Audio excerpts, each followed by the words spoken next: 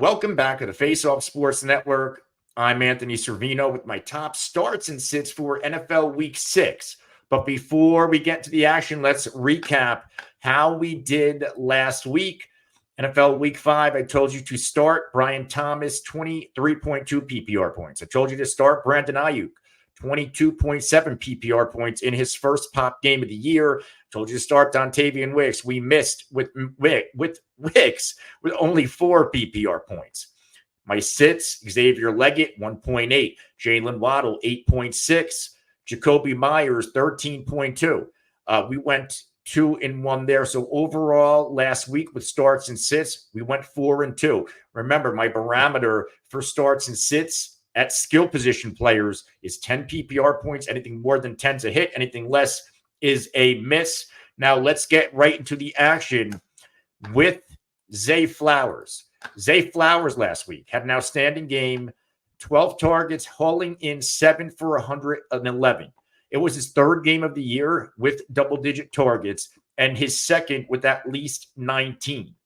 When it comes to targets, his 12 last week, it was his third game in the double digits in that category. He is being targeted 26.7% of the time. He is being targeted on 22.4% of routes he is running, while averaging 5.2 yards after the catch. I think this is a nice spot for Zay Flowers to build off of last week's momentum. And this is a really nice matchup, as we know, against the Washington Commanders. Washington has been gashed by enemy wide receivers all season long. They have given up at least 22.3 PPR points to 4 different wide receivers. Now, they did manage to play well last week against the trio of Amari Cooper, Jerry Jeudy, and Elijah Moore. But we know the quarterback position, Deshaun Watson, does not have continuity with his wide receivers right now. Overall, this is still a Washington defense that can be gashed, and especially this week. What do we know? The Ravens, they pack a punch with Derrick Henry and Lamar Jackson on the ground. That's going to open up the passing lanes, and already suspect Washington secondary is going to be exposed. Zay Flowers should be a big part of it. Let's go to Terry McLaurin staying in this game. One of the higher point totals from Vegas on the week. Terry McLaurin on the other side. Terry McLaurin, 3 straight games with over 15.4 PPR points, which is what he had last week. He caught 4 passes for 112 yards on 8 targets. It was the second game in 3 weeks in which he caught 4 for over 100 yards. He had 8 targets last week. He has now had 8 targets in 3 out of his past 4 games. He has a 4-game streak with at least 6 targets. McLaurin, metrics, phenomenal. 27.1% of his team targets. That's 94th percentile using the tools and metrics on rotowire.com. He is being targeted on 22.5% of routes he is running, 14.6 average depth of target. He's also getting 104.8 air yards per game. That's 95th percentile of qualifying wide receivers. McLaurin, a big play threat. And just like I said about the Baltimore Ravens, Washington's offense is built very similar as Baltimore. You got the RPO threat running quarterback in Jaden Daniels. You have really nice running backs with Brian Robinson, Austin Eckler, and even Jeremy McNichols. And then all of that opens up the pass to guys like Terry McLaurin. Very, very similar offenses. These two teams are going to collide. And what's even crazier, that Washington's secondary is bad. Well, so is Baltimore's. Baltimore's secondary, they are bottom 5 when it comes to fantasy points allowed to enemy wide receivers. This team has given up over 20.8 PPR points to 4 different wide receivers. Does that sound familiar? Just like Washington, including 2 last week, Higgins and Chase. One goes for 41. The other one goes for 29. We are all in on Terry McLaurin this week. Let's go to my final start, and we're going to dig deep here. We're going to dig to Jalen Tolbert, and you can go back to the archives. I told people about 2 weeks ago, I did a standalone video, stash Jalen Tolbert. sometimes with some of these players, if you can see it happening, you want to get ahead of the market because now you're paying a premium on waivers. Jalen Tolbert last week, outstanding game and a really tough matchup against Pittsburgh. Hauls in 7 of 10 targets for 87 yards and a touchdown, 21.7 PPR points. But if you're paying attention, Jalen Tolbert has always been in the mix. When it comes to snaps, he is a clear-cut starter in 3 wide sets. He's playing just as many snaps on the year as CeeDee Lamb. CeeDee Lamb has 267 snaps played, Tolbert 252. Now, Tolbert's a full-time player with Brandon Cooks on IR. And if you ask me, I don't think Jalen Tolbert falls behind Cooks when he returns. Jalen Tolbert, third-year breakout. He's had the entire offseason to be Dak's number 1 wide receiver. Remember, Brandon Cooks missed time in August. CeeDee Lamb, he was a holdout, didn't show up until a week before the season. Jalen Tolbert has been Dak's guy this offseason. When Dak works with the guy, he did it last year with Jake Ferguson. Schultz goes to Houston. Ferguson becomes the guy. Hey, I'm going to work with Dak. We're going to work together. We're going to get that continuity. It worked for Ferguson. We're now seeing it with Jalen Tolbert. So the reason why a few weeks ago I did a stash video is because in weeks 2 and 3, Jalen Tolbert had 13.2 and 14.2 PPR points. He was being involved in this high-octane throwing offense all season long. He has now had at least 9 targets in 2 games. He is running routes. He is being now target share is not great. He's being targeted at 15.3% of the snaps. Or he's getting 15.3% of the team targets, 65% percentile. He's only being targeted on 17.6% of the routes he is running. That's 47 percentile. But a big reason why is because Crooks was playing in front of him for the first few games. A.dot 12.2, 70.8 air yards per game on average.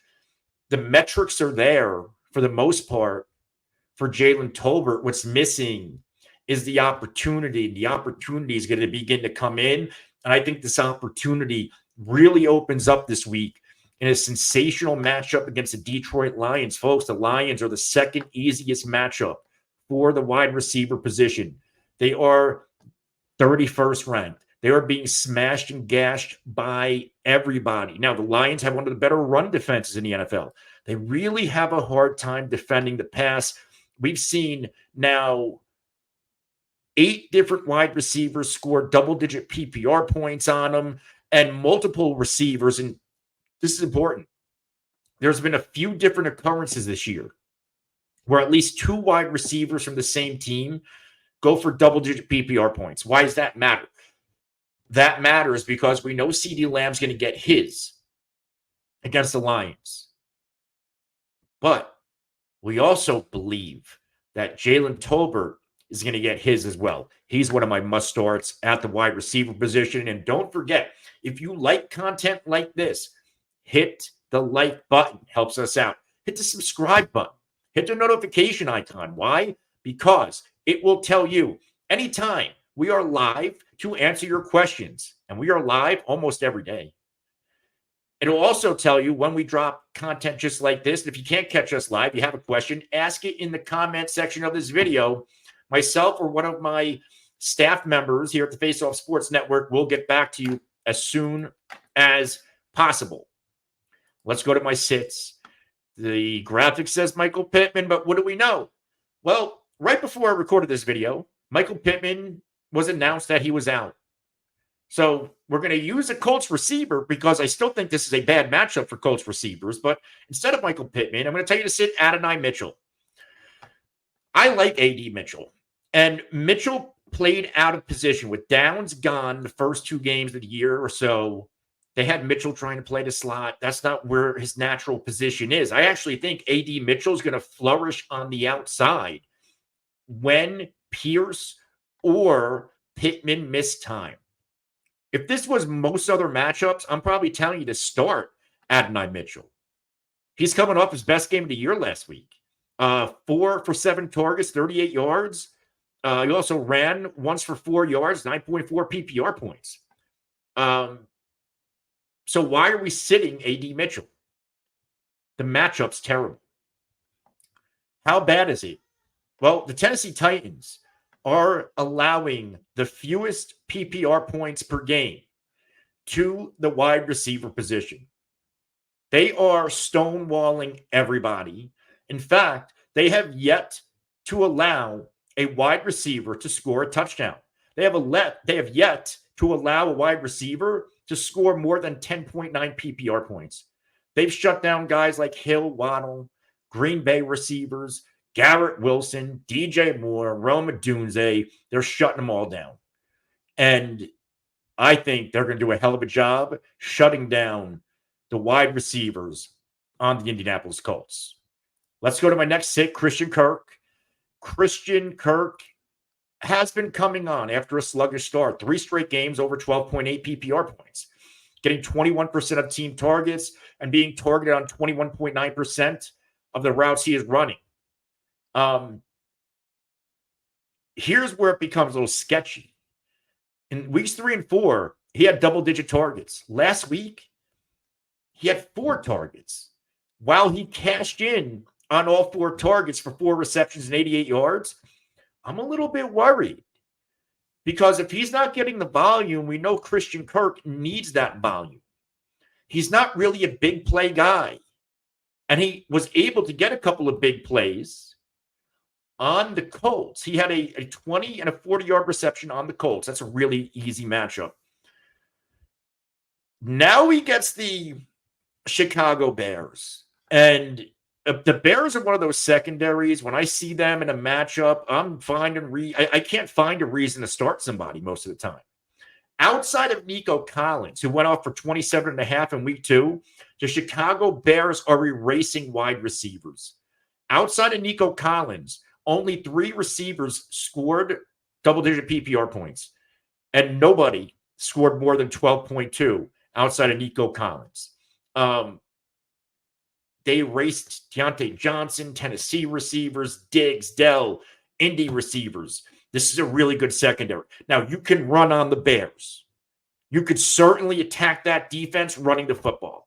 When it comes to throwing it, this defense is good. I've been erasing wide receivers all season long, which means I am fading Christian Kirk. They can bring it with the pass rush. Their secondary is outstanding. I would look elsewhere if you need a wide receiver to start. Let's close out with Khalil Shakir. Now, we have to preface this. He missed last week with the ankle, and he's still not practicing. I do think there's a chance he suits up, a really good chance, because it's a Monday Night Football game against the Jets. And what does that mean? He has extra time to rest and extra time to return to the practice field. And quite frankly, the Buffalo Bills cannot afford to play games without Khalil Shakir. Right now, he's operating as their best receiver and probably their most reliable receiver. But there's some holes in Shakir's game. And this is a Khalil Shakir podcast. We all advocate for him. We all like him.